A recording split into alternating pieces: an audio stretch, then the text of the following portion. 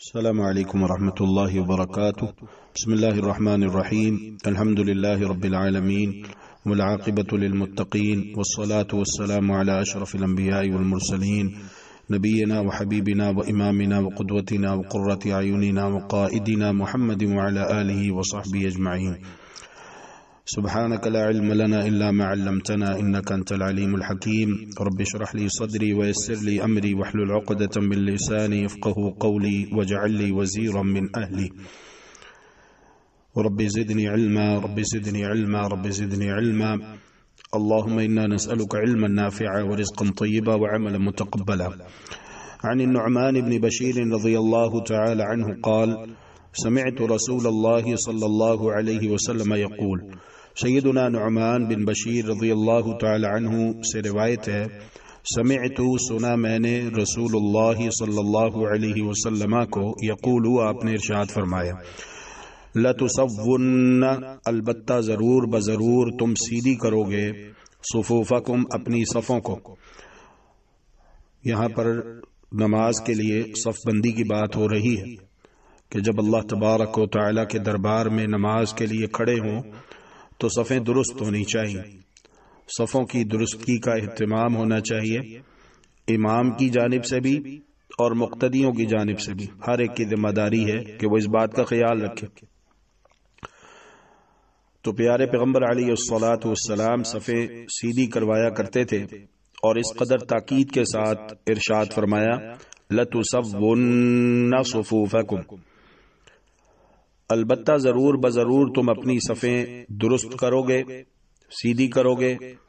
او یا لَيُخَالِفَنَّ اللَّهُ بَيْنَ وُجُوهِكُمْ، لَيُخَالِفَنَّ اللَّهُ مخالفت ڈال دے گا اللہ سبحانہ و تعالی، اختلافات پیدا کر دے گا، بَيْنَ وُجُوهِكُمْ تمہارے چہروں کے درمیان. معنی اگر تم صفیں درست کرو گے تو تمہارے دلوں میں ایک دوسرے کے لیے پیار، محبت، الفت پیدا ہوگی.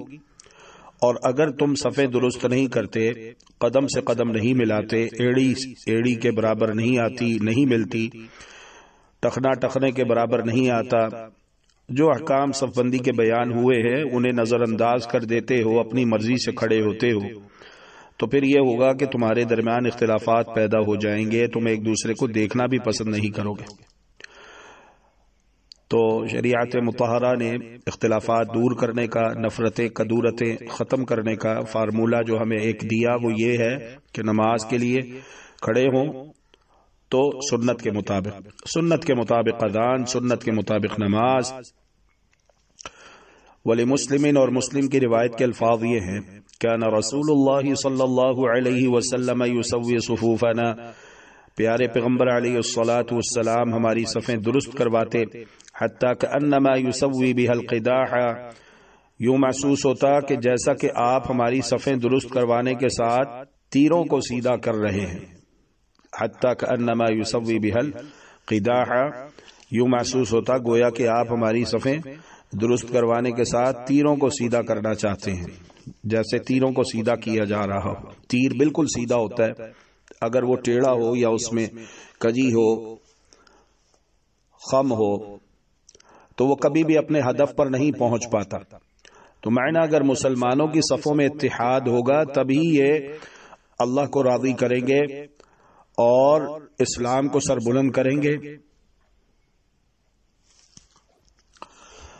دشمنان اسلام کا خاتمہ کریں گے، لیکن ان کی اپنی صفوں میں اگر پھوٹ ہو، نقص ہو، عدم اتحاد کا یہ شکار ہو، عدم اتفاق ہو، ان کی اپنی صفوں میں انتشار ہو، بگاڑ ہو، تو پھر کس طرح یہ اپنے ہدف تک پہنچ پائیں گے.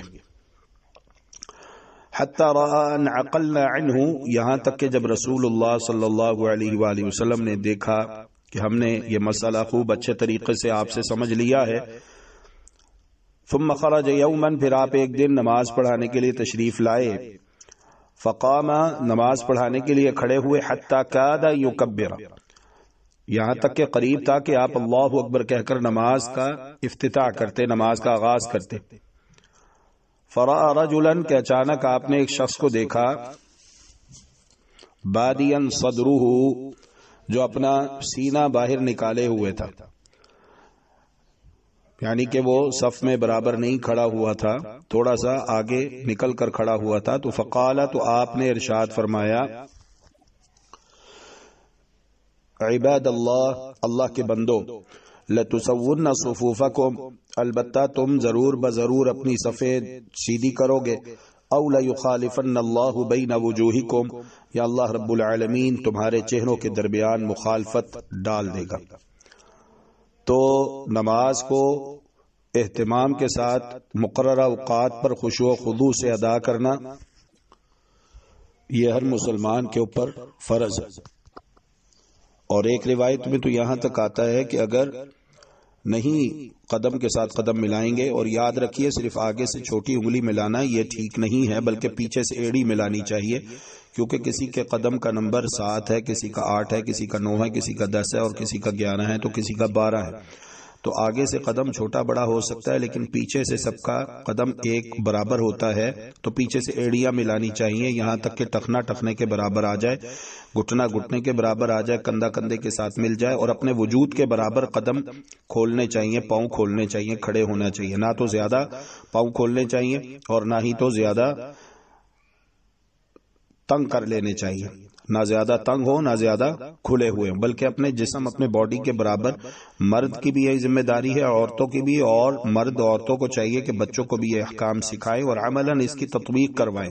گھر میں بچوں کو کھڑا کریں، بیٹا اس طرح نماز میں کھڑے ہوتے ہیں، اس طرح صف بناتے ہیں، سب سے آگے امام، پیچھے مرد، پھر بچے، پھر آخر میں عورتیں. تو عملی تربیت دے. والدین کی بھی ذمہ داری ہے، اور جو گھر میں بڑے بہن بھائی ہیں ان کی بھی ذمہ داری ہے کہ وہ بچوں کو ان تمام باتوں کی تربیت دے، خود بھی عمل کرے اور بچوں کو بھی سکھائے. خود بھی ہم پکے سچے مسلمان بننے کی کوشش کریں اور اپنے بچوں کو بھی مسلمان بنائیں. اللہ تعالی ہم سب کو فتنوں سے محفوظ رکھے. اور اگر نہیں ان باتوں کا اہتمام کریں گے تو محمد الرسول اللہ صلی اللہ علیہ وآلہ وسلم نے ارشاد فرمایا کہ سیاہ بکری کے بچے کی مانند شیطان آ کر وہاں کھڑا ہو جائے گا اور آپ کی نماز میں خلل ڈالے گا. تو لہذا شیطان کے لیے جگہ خالی نہیں چھوڑنی چاہیے، مل کر کھڑے ہونا چاہیے، اور سنت کے مطابق اخلاص کے ساتھ نماز ادا کرنی چاہیے. دن اور رات میں 5 مرتبہ نماز اللہ تبارک و تعالی نے ہمارے اوپر فرض قرار دی ہے. اللہ رب العالمین ہم سب کو عمل کرنے کی توفیق عطا فرمائے. جنتیوں والا پاکیزہ اور خوبصورت عقیدہ اور اوصاف حسنہ ہمارے اندر پیدا فرمائے. جہنمیوں والے فاسد عقائد سے، بری صفات سے اللہ رب العالمین ہم سب کو محفوظ و مامون رکھے. ربنا آتنا فی الدنیا حسنة وفی الآخرة حسنة وقنا عذاب النار. وصلی اللہ وسلم علی نبینا محمد وعلى آلہ وصحبہ اجمعین. وآخر دعوانا ان الحمد للہ رب العالمین. اللهم إنك عفو تحب العفو فاعف عنا. اللهم إنك عفو تحب العفو فاعف عنا. إلهنا فاعف عنا، فاعف عنا يا كريم.